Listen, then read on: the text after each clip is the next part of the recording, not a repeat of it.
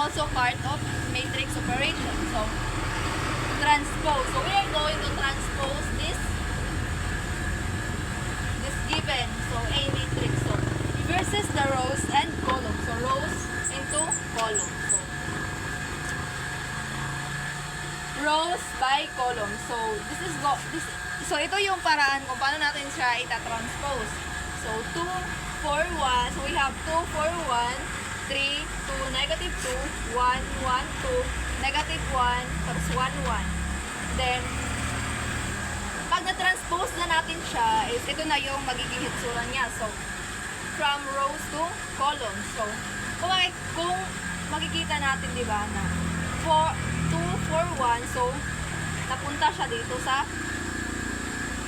rows. So, from column to row.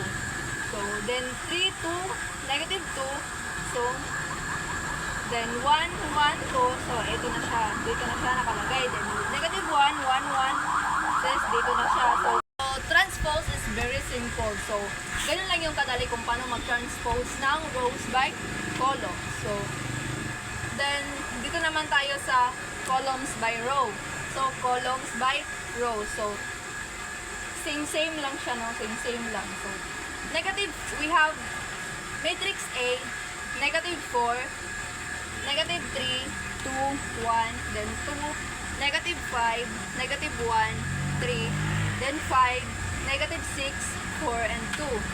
So, pag na-transpose na natin siya into rows, from columns to rows, so ito na yung magiging itsura niya.